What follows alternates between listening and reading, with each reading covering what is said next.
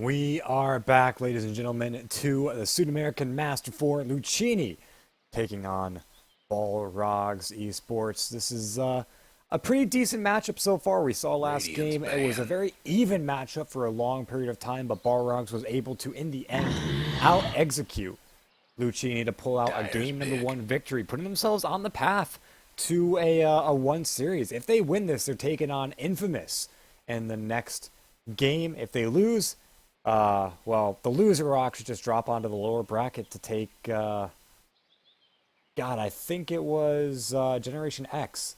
But for right now, that doesn't matter all that much Spirit. because all we've got is right here and right Radiant's pick. now.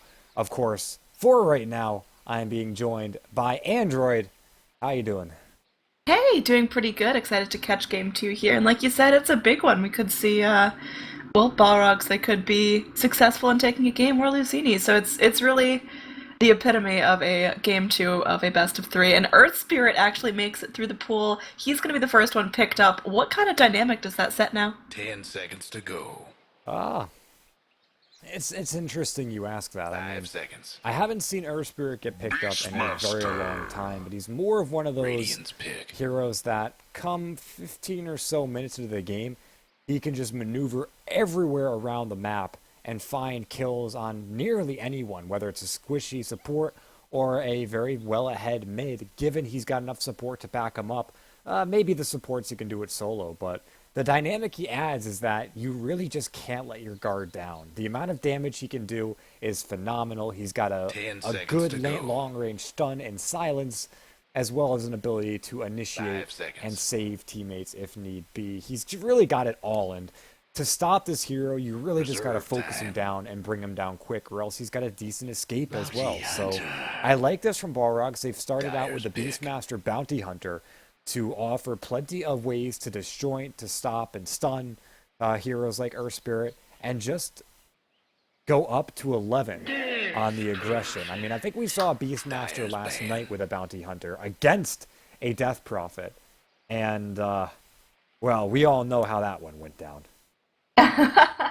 Yeah, that was kind of dirty here. I'm excited to see them split up on different teams. I'm liking Balrog so far. Again, I think they have really nice 10 push seconds power. to go. They have the potential to always keep Luccini on their toes, so we'll see what they combine with that. I wouldn't be seconds. surprised to see an Enchantress picked up. I don't know if I'd like an Enchantress get picked up by Reserve either time.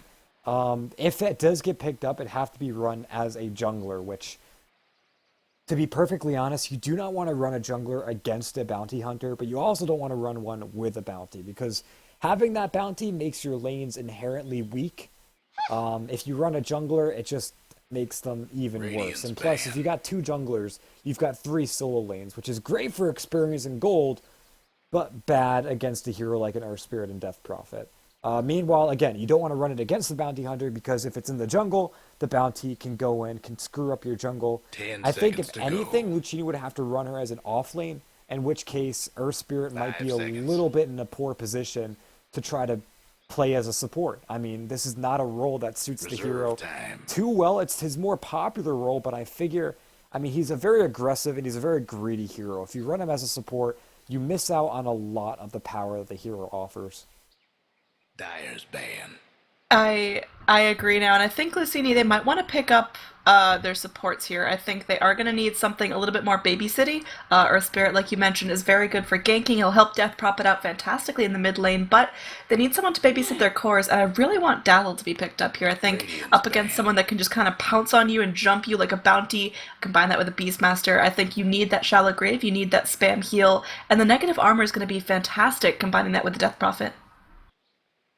Oh yeah, I think the Dazzle would be a really great pickup for them to have right now. You've 10 got to seconds to stop the go. Beastmaster from just focusing down one of your heroes and knocking them out of the Radiant's fray. I pick. mean, that's the kind of thing that makes a Beastmaster what he is the ability to just remove one hero indefinitely from a team fight. With that roar, you can focus him down with everything else, but the Dazzle would help Dyer's that. The pick. one thing the Dazzle's not good at is staying alive against the Spectre, and that kind of almost perfectly dissuades that pick as you mentioned it. It just if you run him against the Spectre, you almost always have to shallow grave yourself, or else you're going to die in every single team fight. And even though you've got all the armor from Weave, it just isn't quite enough to deal with the pure damage from the Desolate, the potential Radiance burn coming through. Ten It's seconds way to too go. much damage for a squishy hero like Dazzle to deal with, and he'd have to 5 grab seconds. a couple of tanky items, which would then slow down some of the other more important items for him to get. So Reserve at the moment, time. I like the Dazzle just for Luccini's own draft, but right now I think Balrogs are doing a fantastic job at drafting against Luccini, and I gotta say, every single time I see a Beastmaster, I almost always have to give them the better draft, but in situations like this, I definitely say they've got a more solid, a more rounded, and a much more aggressive lineup. Yeah, Luccini are gonna be stuck a little bit here. Like you said, Balrogs, they're very adaptive in the way that they draft. So maybe Spectre wasn't the plan initially, but sensing the direction that Luccini are going, they're just picking up the Spectre.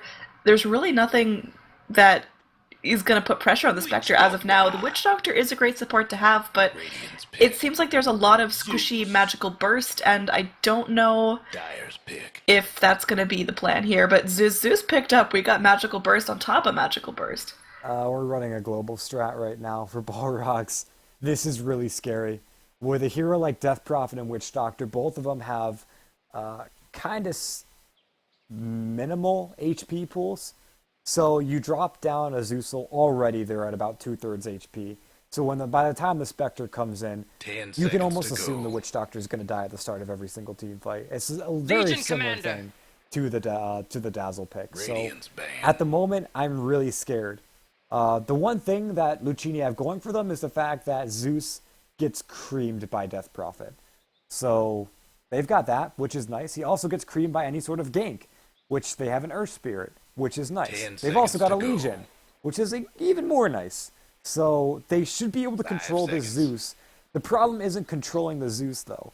It's making sure that even with the Reserve inevitable time. levels he's going to get, Luccini's heroes don't just straight die. Yeah, I'm worried about the Legion though. I think Legion has the potential to snowball really hard here. There's a lot of things she can catch, and Balrogs, they have one pick to respond to that. If you're Balrogs right now, how do you make the Legion a non-issue? You could cheese it and go for a Bane. I mean, seems to be the more general plan, but to be perfectly honest, just grab someone with burst. Dyer's I mean, banned. you grab a Lion, you grab a Lena, anyone that can, as soon as that duel comes out, you've got a Thunder God's Wrath, you've got a Hauntin, a Beastmaster throwing whatever bullshit he wants to throw, and then a Finger of Death. 10 And that seconds is to an go. easy duel win for whoever the Legion Commander duels. The 5 special thing seconds. about it is you've got to be there for whenever she duels, which is a little bit harder. Reserve But time. I think right now you just grab anyone with burst. Radiant's The banned. Dazzle actually never came to mind for me as far as bringing it onto Balrogs' side, but definitely makes sense for them to ban it out right now because that is also really good. But you get burst, or you get someone that can protect them in the duration of the duel.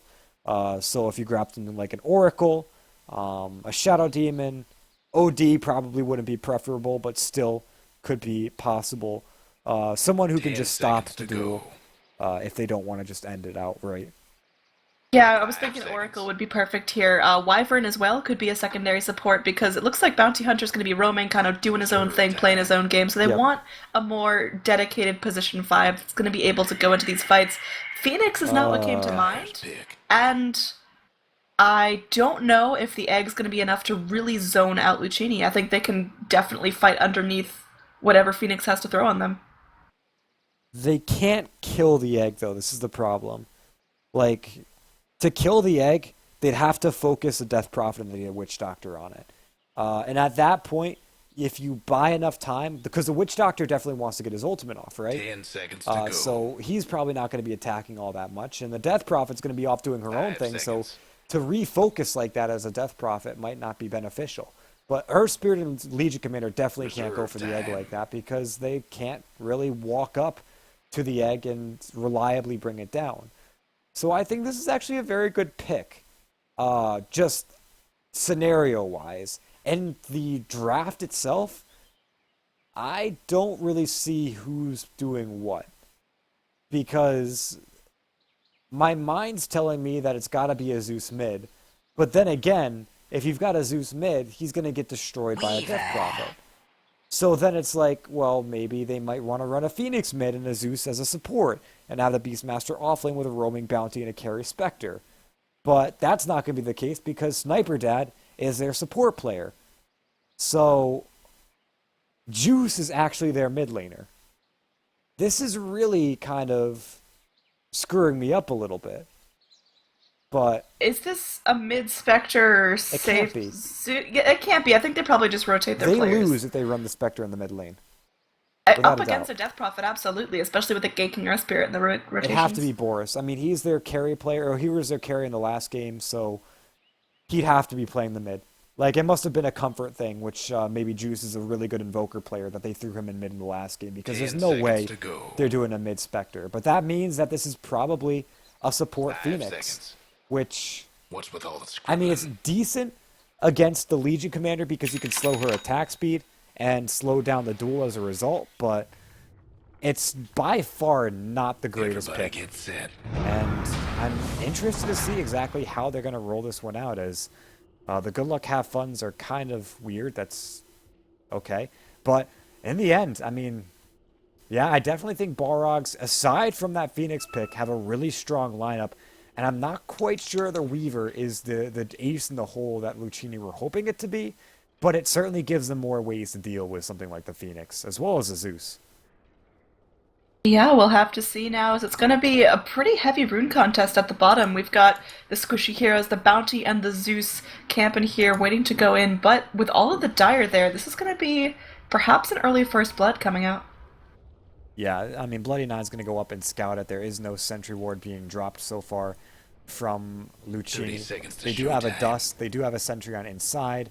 They also have a sentry on Brat Steezy, but these are sentries they want to drop in lane. They do not want to put them down here because that's when the Bounty Hunter is going to be a little bit more of an issue, is the laning stage, especially in the mid and safe. So at the moment, they'll hold on to that sentry ward and go on towards the rune without realizing whether or not a Bounty Hunter is going to be there. I mean, be interested to see if they pop a Dust right about now, but it looks like they're comfortable with the fact that there's probably not a Bounty there. So no real contested rune. Yeah, that's surprising with how much group up there was at the start, but we are going to see the runes go for a 1-1 split in the mid. You were right, it is going to be Boris here on the Zeus. He's going to be protected by Bloody Nine, but Bloody Nine's going to rotate. Death Prophet should be receiving some ganks from the Earth Spirit, and that could be a recipe for a very hard lane for the Zeus. Yeah, I mean, again, Zeus is really susceptible to ganks. We noted, though, that Brat Steezy does have a sentry ward, so at this point in time, he doesn't... Oh, actually, no, we're going to have Dot moving in. Bloody Nine could be in a whole lot of trouble here. Boris is going to try to help out a bit, but he can't risk his clarity going down, and it will go down. Inside was there as well. I mean, I think it's good that Balrogs got the initial jump because it was Bloody Nine to take the majority of that damage. If they were able to get the jump onto someone like Boris, then that would have been an easy first blood for Luccini to get, just because of all the commitment they put on with the support rotations for that kill. So, very useful that happened the way it did. But now we've got a sentry ward down. Brat Steezy will drop it. The one issue, though, is Boris can reveal it with one lightning bolt. So once it comes around the time that their lightning bolts are going to be coming out, Boris will probably be checking for that sentry, and we'll get rid of it very quickly. Yeah, so we're just going to kind of see a little bit of a stalemate in the action, as no one really wants to go in making the deep cuts here. Up top, we're going to have Legion 1v1ing up against the Beastmaster. We haven't really talked about that matchup yet. What's going on here? Beast wins this matchup. Well, it looks like it. I mean, what's going to happen in the early parts of the matchup is exactly what's happening now. The moment of courage is going to help the sword survive for a little bit, but Beastmaster is the king of 1v1 lanes. Like, not only will Danny No win this lane, but I think this is going to be a real big issue coming in the next couple of minutes for Luccini. They've got to find a way to deal with this, or else Danny No is not just going to win the lane, but he's probably going to win the game off of this. So they've got to control him. They've got to stop this lane from getting too out of control, or yeah, this Beastmaster is going to be a real big issue for them. The sword probably will die within the next 5 minutes if he stays solo. As Bloody 9 goes back in towards the mid lane. They've got the Whirling Boulder, but Bloody 9 will juke back to dodge it. Still goes down to the Crypt Swarm.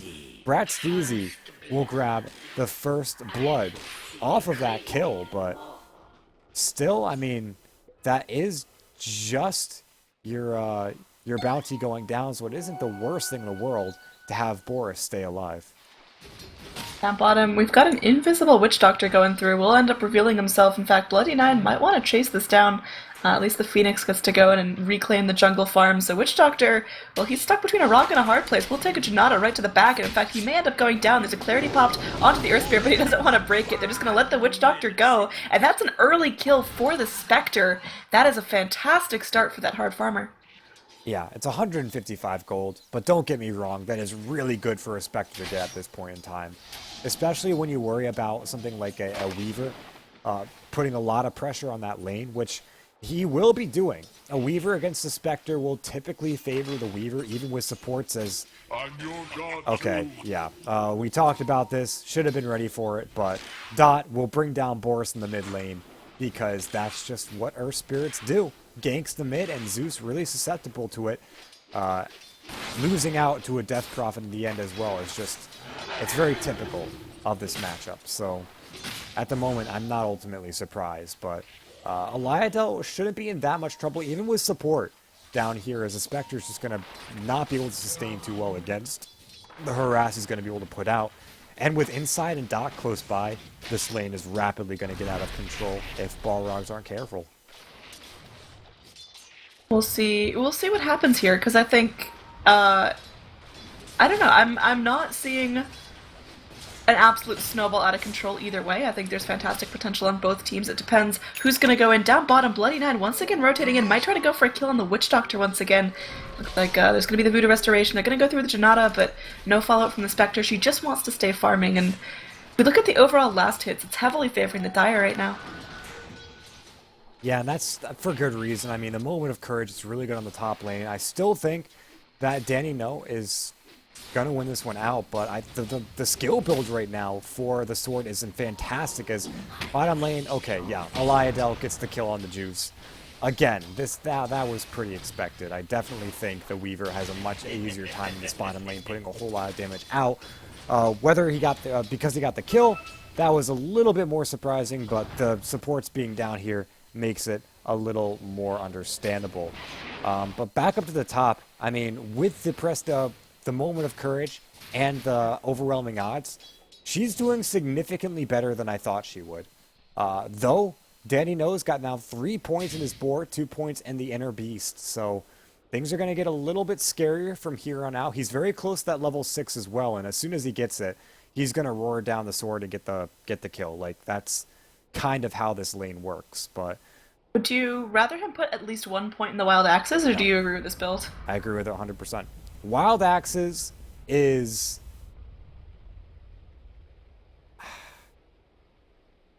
not a great laning skill to have. The reason you get it is if you have to stay really far back and... I don't know, it's your only ability to get damage off. Like, that is the only reason I could see you getting Wild Axes. Maybe 1 point if you have the skill point ready and someone's barely getting away from you, it's worth it. But otherwise, the Inner Vitality and the Max Boar works in conjunction so well that as soon as you hit level 6, you get this kill. And it looks like, yeah, that's exactly what's going to happen. Turns around, roars, 3 right clicks, he's gone. Like, that's just how it works. So, at 5 minutes, 20 seconds, I mean, that's exactly how I imagined this lane would go, and the next couple of minutes are going to be really troublesome, because if he goes for the Drums Treads, then he's going to be unstoppable, but instead he's going to go for the Talon first. I don't quite agree with that, but it looks like he's going to go Talon straight into Necronomicons, which is an equally good build for some folks, rather, and even though it's not my favorite, it still proves that it works. So I'm not going to complain about Mr. Beastmaster. Is doing a really great job in the top lane thus far. And the mid, Boris has not died in a while, so that's a definite plus. And the bottom, Juice is getting heavily contested, so that's definite minus.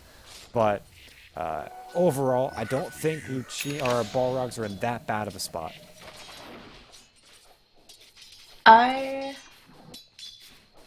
don't think Balrogs are in that bad of a spot at all. I mean, I think you're expecting Spectre not to get monsters. The fact that she already has a kill to herself is great. That's just icing on the cake, and I think she's got the farm that she needs. She's got 21 last hits already, and she's not completely getting destroyed by the Weaver, which is something I wasn't expecting. I was expecting Weaver to apply a little bit more harass, so I'm really believing in Spectre right now. Well, she is getting kinda destroyed by Weaver. I mean, did end up giving up a solo kill, which is not great, and she can't get close to the wave. So that's trouble. But as far as Spectres go, she's going to be going for that Urn build, which doesn't really rely on you getting a whole lot out of lane. It just relies on you getting a couple of last hits here and there. So mid lane. You're going to have, Boris is going to be able to bring down Dot. However, he could be in a bit of trouble. Pops out with a TP scroll. This might be enough, and it is enough to get him away. However, Brad Steezy is just going to be a big pain in the neck. He's trying to get that last hit on the Bloody Nine, but can't quite get it off. The Fade Timer working in Bloody Nine's favor. So it doesn't seem like Luccini is going to get a return kill off the back of this one, as another Primal Roar is at the ready in the top lane. Danny No is about to hit level 8 too, so once he hits it, this could be a real big issue for the sword. There's plenty of creeps to help out. He's going to maybe put a value point into his Whirling Axes just to be safe, but he will continue to go for the Vitality build. I like this. We'll see if he's going to be able to get a quick and easy kill. Might just be waiting for Treads or waiting for Bloody Nine. There it is. Roars out. Bloody Nine's in. And even though they've got a stone flying through it, actually it's going to be enough. Danny, no. He goes down here. Bloody Nine is also in a real big swatch of trouble. They just need one more overwhelming odds to bring him down. And as long as he places it correctly, he should get this kill. Yeah, he's got it. Wow. Dot turned that one around magnificently. And down bottom, looks like a tower's going to go in favor of Luccini as well. So this is unexpected and sad for Balrogs. I think that was a little too ambitious in the top lane, and it allowed for Death Prophet to push, and that's something you really can't do. You got to constantly keep pressure on her, because now she's got a tower to herself. She can go into the mid, be very aggressive, because the Exorcism's going to heal her up anyway. So one thing I want to point out about this game right now that I'm really disappointed in, Sniper Dad is level 3. I mean, if there's ever a point you don't want your Phoenix to be at, it's this. 8 minutes with only a level 3 is abysmal. And it's nothing to say anything against the player. It's just more or less a support Phoenix doesn't work. It's got so much dependence on being able to get experience and having your lane not get crushed. But the rotations from the support says inside might go down here. They've got the Haunted. Yeah, he's going to go down. Though Juice gets stunned, we'll go ahead and haunt down to haunt up to the top lane, I guess. But won't find much from it. Bloody Nine's still chasing. But it's more of a look but don't touch scenario right now. It's just scouting but can't quite find the damage to get a kill if he were to try. Going back to that point though, Sniper Dad, I mean, the lane didn't go well for them. And with all the support rotations from Luccini, they just were not able to find a foothold. And that really slowed the experience income for this this Phoenix. And it's showing. It's really showing. Still level 3 at about 10 minutes. I think you're hating a little too hard on Phoenix support. I think he can be absolutely fine as a greedy position 4 that rotates in, that goes in, maxes Sunbeam, but this isn't a position 4. No, I know. That's why I think your blanket statement of hate on support Phoenix might be a little bit much, but I completely agree that a hard 5 Phoenix is not going to get the levels he needs to be successful. Up top, though. Speaking of successful, we might have a successful duel. The sword's in. Actually, this duel might fail. Yeah, it will fail. Still gets the kill, but perhaps dueling a little bit too early. At the moment, though, Luccini will continue this momentum. There's 6 kills to the 4 of Balrogs. A significantly more active game, I think, than game number 1. Though, Spectre will have Haunt in about 30 seconds. Has 2 kills with the 2 deaths, so it's not the worst place to be in. I think I gotta put more eyes, though. We talked about the Phoenix. I know you think I'm hating on it too hard, but a lot's gonna come down onto how well the Spectre can come back from this deficit that she's got going for her. And if she can't, then even with the Beat Smasher that started out as well as it did, I don't think there's much they can do to stop Luccini from just rolling out of this game. I do honestly think that maybe the Tread's drums build would have been a little bit better on Danny No, but for right now, he's got to work with the build he's got going, and looks like he won't be able to do too much with the Primal Roar. As more TPs are coming in, they might want to get a kill here, but there's no one to really initiate on the other. No blinks, no Primal Roar at the ready. All they've got are tracks, and that's not quite enough to close the distance. It's starting to look a little bit grim here. Balrogs, they're rotating around. They're gonna be really hunting for something.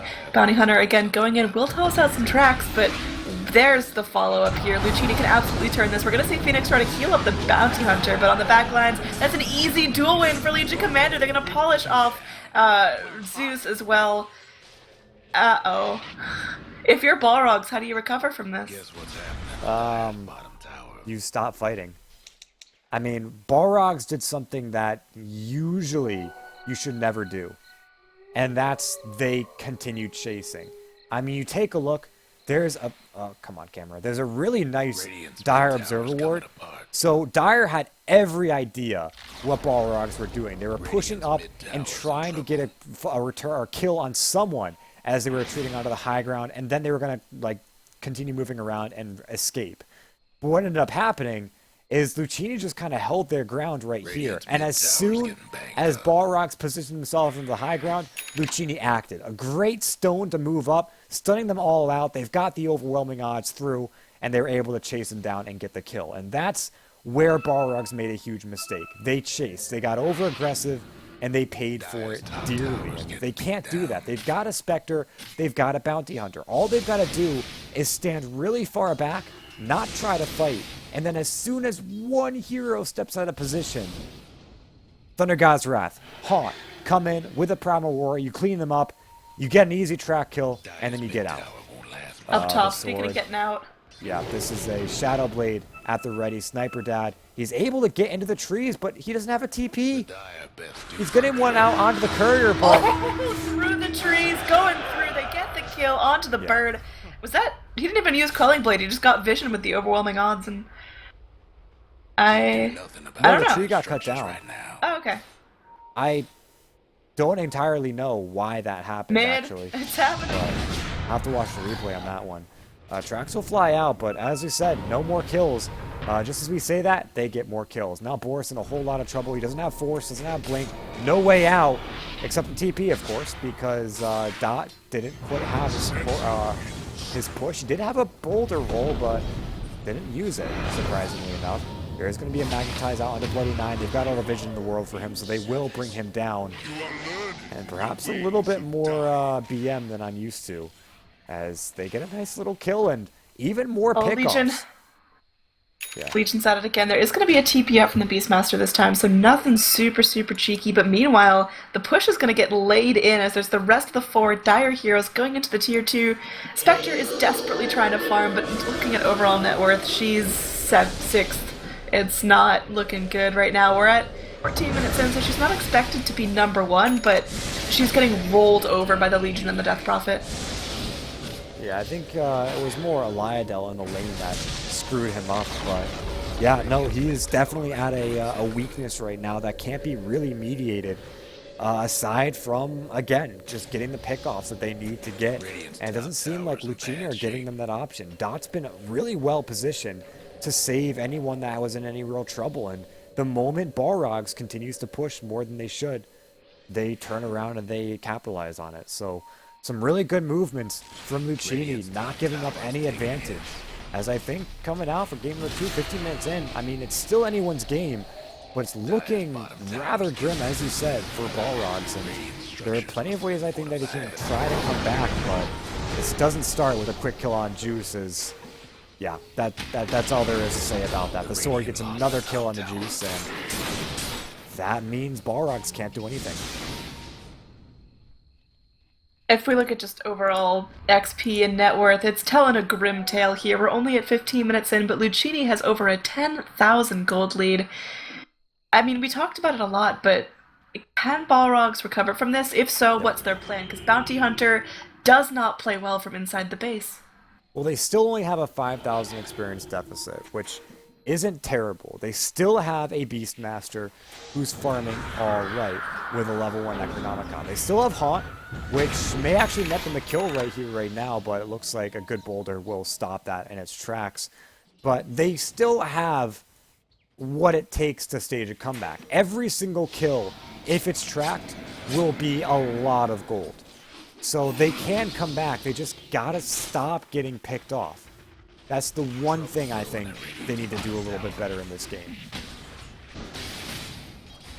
We'll see how exactly they're able to do that, because Spectre needs to be out and farming, Bounty Hunter needs to be out and roaming, so, you know, you say don't get picked off, easier said than done, because they're gonna have to be out making space for themselves, and we see now the Sword going again in with the Shadow Blade, could be finding an easy duel here, gonna be sliding right past Bloody 9, but it looks like the cask will connect onto the Beastmaster, they're gonna go in, they get the Death Ward, they get bugs, they're flying everywhere, it's another duel win for the Sword, that's gonna be 62 duel victory damage at under 17 minutes.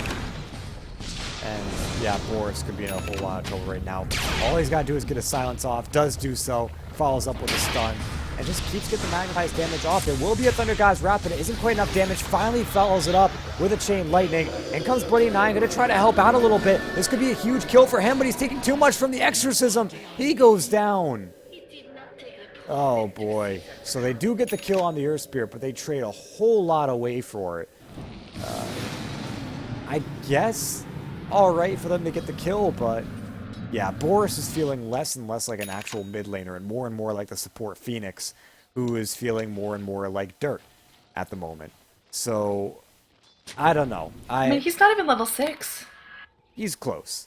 He's very close, but he needs to not die before he gets his, you know, up to the creep wave. Kill him. He's gonna. He'll there be we fine. go. All right, he's got his egg. So, I mean, to the point you made earlier, I don't totally agree with the fact that Balrogs, the Spectre has to be out and alone farming, because they can make up a lot of that space with the track and the Haunt and the Thunder God's Wrath. They just got to find the pick they need. Otherwise, they play it back. They play it safe. I don't think there's anything riding on the Spectre being out and about farming, because what's she going to do? Get a Radiance? Yeah, no, that's not happening at this point. The best she can do is low gold cost item progressions, maybe go in for the Diffusal Manta style and work off that.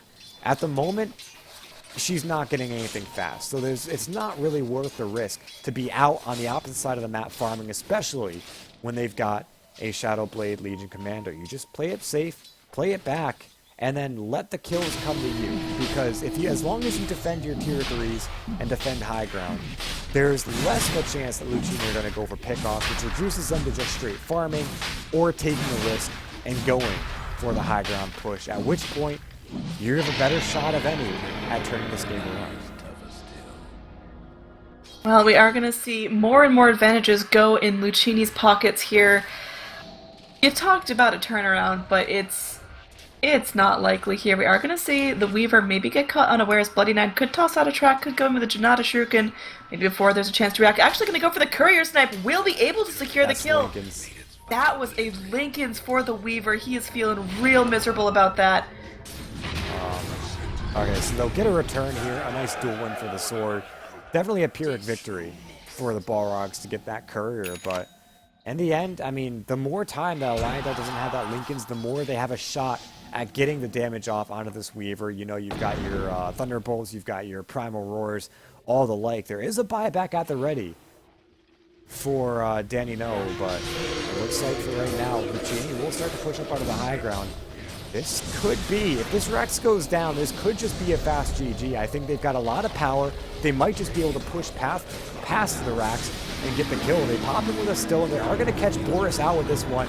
The fresh egg goes out way back behind the Rax, so it's not going to have any effect. However, in comes Juice looking for a kill. Wolf grab it. They Shuriken tosses. It'll bounce between a couple of them. They've got the Thunder God's Wrath, which does a significant amount of damage to follow up. But Bloody 9 is dead. You've got another Icarus dive through, but a duel from the Sword. They might be able to get the Boris, but it looks like he's dying. He will die. Boris gets the duel win. Not the greatest for Zeus, but hey, they've also got a Primal Roar. The Sword, if he goes down, this is huge for Balrogs. They get him.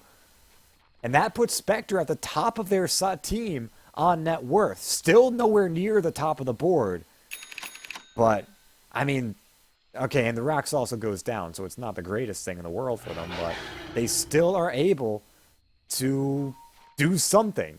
And anything at this point is better than just losing a Rax and sitting down and taking it as you cry GG while all of your Rax are getting pummeled. So, I mean, it's looking good for Balrogs. It was a much more successful high ground defense than I anticipated them getting. But again, both racks down. What do Balrogs do from here? Their wave clear is not the most fantastic. Yeah, they've got the Spectre, who's going to really get the most out of each and every wave. But aside from Zeus and maybe Phoenix's little fire beam there, how else do Balrog keep their bottom lane clear? It's Zeus. I mean, it's all on the Zeus right now. I think as far as wave clear goes, that's a huge kill from the get. They'll turn around with a duel, so Danny knows should be dead, but Boris might be able to follow up. There's a track on the Legion Commander. She should be able to press the attack it off in 3 seconds. That's assuming they're not able to get enough damage out onto her. In the meantime, they do! There is going to be the Death Ward, so Boris goes down here. That's without a doubt. There is going to be an egg, though. Juice is coming in. Inside, he's going to go down as well. They've got to dust out Eliadel. Does he have a time lapse? He does, so he is not in any real danger of dying. He actually might get a couple of follow-up kills as Brat Steezy is close by with a double damage rune. So Blade Knight's going to have to TP out, but he's not going to be able to get it off. Still, though, I mean, Balrog's got a couple of nice kills after that. That was unexpected. Still, though, they've got to go back and pitifully defend the bottom Raxless lane from the onslaught of creeps, but Juice is 4,000 gold in his bank account right now. I honestly think a defusal might be the best shot for him, but he might be going for the Radiance, which is not all that bad either. I think his itemization is going to be very important coming down to the wire, as his next major item is going to have a profound impact on the outcome of the next fight. Man, you were flip-flopping like 5 minutes ago. You were like, oh yeah, what's Spectre gonna do? Get a Radiance? But after we've seen those two successful holds from Balrogs, I think it's context in that kind of statement, because the context was, what's she going to do? Get a Radiance from split farming on the other side of the map? No, she's going to get the Radiance by team fighting and working with the ultimates, which, I mean, contextually, I'm not flip-flopping at all. That goes exactly in line with what I was saying. all right. I'll let you have that one. But looking at overall net worth, we are going to see that Death Prophet, Legion, and Weaver are still very much in control of this game. There's a divisive split now with an Exorcism going ahead to break to tier 3. This might be it. I don't know. Maybe Phoenix needs a perfect ult. There's still going to be 10 seconds cooldown on that. We'll see how the initiation breaks out, because it's looking like Luccini can slow siege this one forever. They can until the ultimate's down. Once that's down, then that gives Balrogs a little bit of a shot to go in. Brat Steez, he's dropping a little low right now. He's going to have a little bit of regen coming his way from the press of the attack. Now taking quite a bit of damage, percentage based, though, as the Radiance does get completed. Oh boy. Alright, so, I don't know. I really don't know. I think it's smart that Luccini back off there as the Exorcism was coming off, and Roshan is quite a bit of time before it's back up, so at the moment, I think all they got to do is just sit back and farm until the next Rosh is up, or at least the next Exorcism is up. But the real issue with that is, with that Radiance completed from Juice, his items are going to start coming out at a relatively decent pace.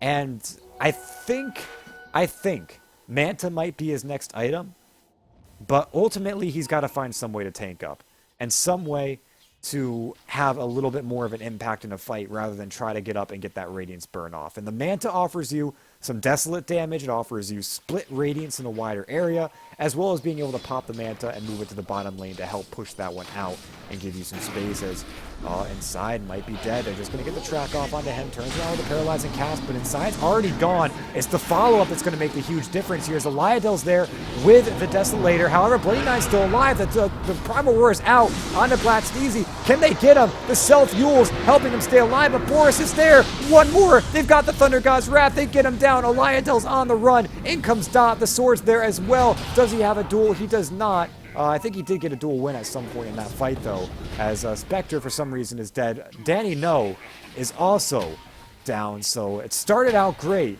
but I think they committed just a little bit too hard for that fight. And in the end, they'll lose out a whole lot more than they would have gained. It's Balrogs can't keep taking risks like that. I think, yeah, they need to keep their bounty hunter out. They need to keep him useful. They want to get the most out of their Spectre now that she's starting to hit a power spike. But it's, they can't fight that deeply. That was on the other side of the river, and now that opens up the door for Luccini just to go in and finish off these racks completely. Yeah, I think with these tier 2 racks going down, it's, our second set of racks going down, I think this is it for Balrogs. I won't say they lose the game, but I'll say they have a very, very, very small chance of coming back from 2 racks down at third, 26 minutes. But if they had gone in and gotten that Witch Doctor pick and then backed off, that would have been a fantastic fight from the get. Plus, even if Spectre came in and haunted for it and then just straight backed off, that would have been worth it. But they got greedy. They went for more. They went for the Death Prophet.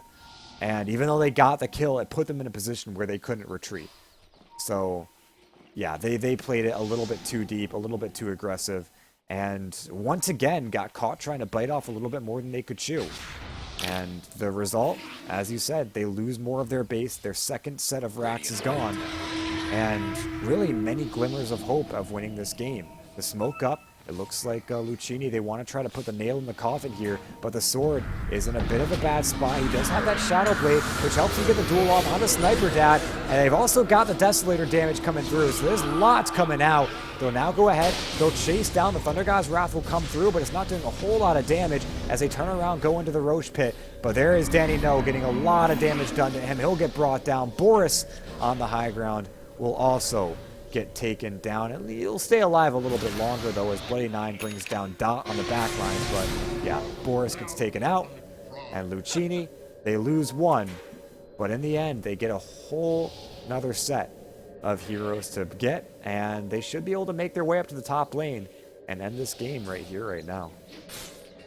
We're gonna see some funky all chats coming out. These teams are in good spirits, and I think they're in good spirits, and well, it's gonna be it. As a creep wave infiltrates the base, that means backdoor protection's down. Weaver's just gonna go in. The sword is hitting like an absolute bus now with these items, and I mean, Legion's got like 300 damage a smack at least, and Bloody Nine just walking real close. They're gonna go in. They're gonna not focus on the Phoenix in time. So there's gonna be Phoenix getting some decent zone off, and in the backlines they might end up losing the sword, who kind of didn't get the memo that the party was over. Well, he won on that last melee racks, and that going down is pretty much the worst thing in the world right now for Balrogs, because that means that any further chip damage that comes into their base will not get regenerated. If that ranged rack starts taking some damage, they gotta protect it with everything they've got, because if it takes even half HP, then they're that much closer to losing the game, because yeah, that's gonna stay at half HP for every subsequent push, where it drops lower and lower and eventually falls. So that pretty much guarantees that at one point in this game, within the next 10 or so minutes, we're gonna see Mega Creep spawned on Luccini's side. And Mega Creeps are a whole different beast for Balrogs to deal with, and I'm not quite sure Boris will be enough. Even a Spectre with Radiance I don't think will be quite enough, as she goes in for inside, gets him down, but now it's a little bit too deep. They've got to back off, but they get greedy. They go in now for Dot, but this could be the real downfall here. They've got the track off, but Aurora in, the Primal Roar out. They want Brad Steezy. They actually are going to get him. It's not a bad thing at all. They're going down. They grab 3 for literally nothing. However, they can't do anything off of that. They're going to try to push up top with a little bit of creepage with Danny Nos close by, but even with the greatest fight in the universe they possibly could have taken right there, it just goes to show you that they can't really come back from the double raxing unless they get super lucky. Because what lane are they going to push out? Mid lane? They're still a tier 1 standing. Top lane is going to be incredibly hard because it's a very long lane to push. So, at the moment, another Aegis is going to go the way of Luccini, and even though Balrogs have just taken the greatest fight in the universe they could have taken at this position, I don't think it's going to be enough. We'll see what happens now, as we are going to get Weaver picking up an Aegis here. What do you think of the choice to put the Aegis on the Weaver and rather than Legion Commander? I think I'd like it better on the Legion Commander. Honestly, I don't think Eligo's in that much trouble. I mean, he's there, but what are they going to do to kill him? Okay, that. I stand corrected. The sword will go in with the BKB, with the Blade Mail. Now chasing down Boris, who he should get. And yeah, piece by piece, Balrogs are getting torn apart. And that'll be GG. I mean, it was a great fight from Luccini. A great fight from Balrogs, that last one. But when you can't push anything off of such a huge fight, then you know your goose is cooked. And it just took them a little bit longer to smell it coming from their oven as, yep, Luccini will take game number 2. And we're going to a game 3, Annie. We are going to a game 3. I'm pretty excited for this. I mean, I think overall Luccini just executed the draft pretty flawlessly. We were talking about in the drafting phase how Balrogs were great at adapting their draft to try to counter Luccini, but in the end, it comes down to execution, and it comes down to whose ancient falls first. And in this case, Balrogs couldn't pull it off. We'll see as we head into a game 3. All right, guys, so we're trying to get this one going really quickly. Stick around because game number 3 of Balrogs versus Luccini will be coming up next.